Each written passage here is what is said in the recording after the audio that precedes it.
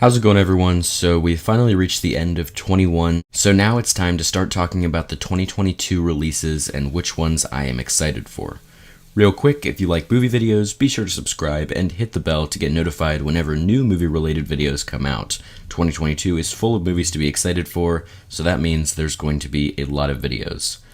So before I get into the top 10, I have a bunch of movies I'm very intrigued in, including Avatar 2, Mission Impossible 7, Top Gun Maverick, and Black Panther Wakanda Forever, and so much more. A lot of them, not all of them, but a lot of them are on screen right now.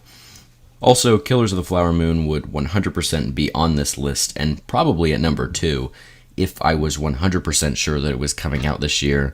And I don't want to look like an idiot, but I might look like an idiot when it comes out in like December.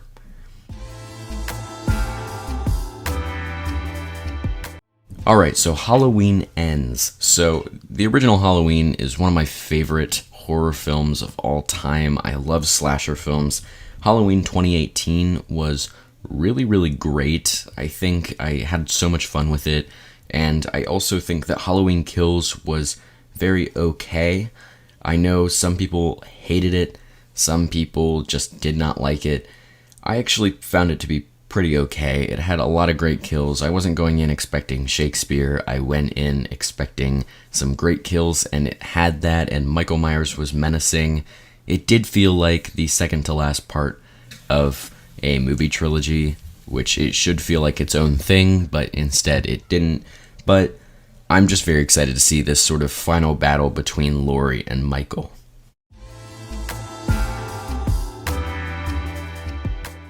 The Flash. We have multiple Batmen in this, including Michael Keaton and Ben Affleck, and maybe Robert Pattinson if Warner Brothers just decides to do that. But for sure we have Michael Keaton and Ben Affleck coming back, which should just be amazing seeing them hopefully together on screen, but even if they're apart, seeing the return of both of them is going to be awesome. We already know Michael Keaton's going to be a big character in the upcoming DCEU, and this will probably be Ben Affleck's way out, and he's my favorite Batman, so I'm very excited to see what they do with him. I pray they don't kill him off in an embarrassing way.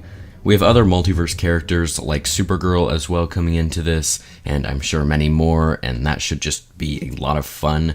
Hopefully it's just another great DCEU project. Nope is Jordan Peele's next film, and he made Get Out, which is one of the best modern horror films, and it's just going to be very well made.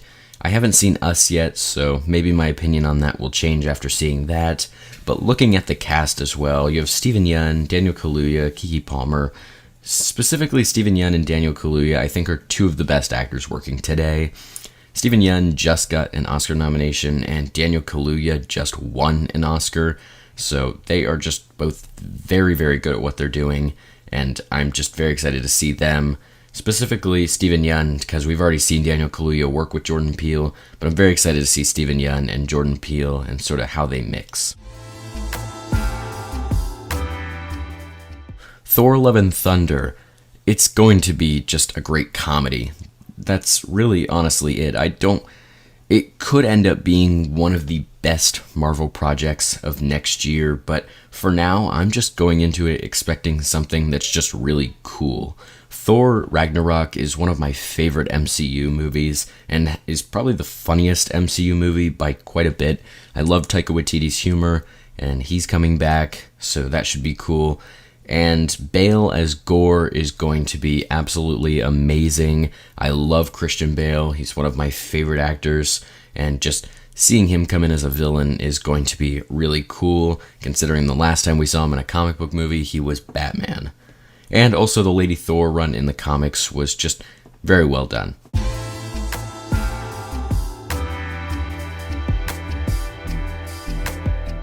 Scream 5. I love the original Scream, and they're bringing everyone back. This movie, out of all of these movies, has the biggest chance of ending up to be terrible, but I'm still very excited for it, because if it's good, it's going to be very good, and it's going to be a lot of fun.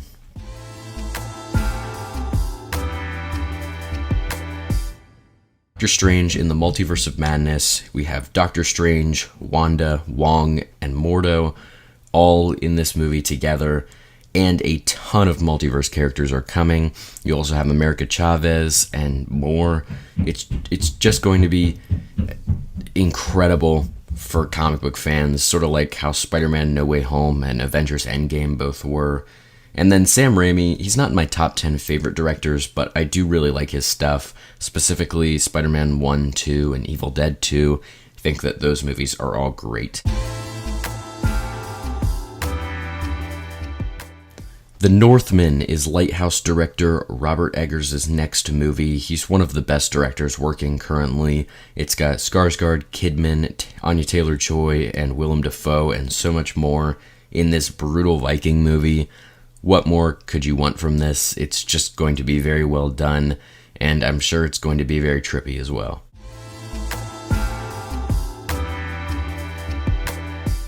Spider-Man Across the Spider-Verse Part 1.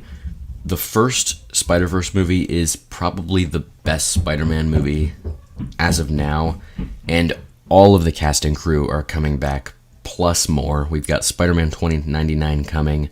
This will end up being the best animated movie of next year. Babylon is Damien Chazelle's new movie. He was the director of Whiplash, La La Land, and First Man. Whiplash and La La Land are both in my top 30 favorite movies of all time. And the cast, Brad Pitt, Margot Robbie, Samara Weaving, Tobey Maguire, it's going to be just so good. And it's going to destroy at award season, hopefully.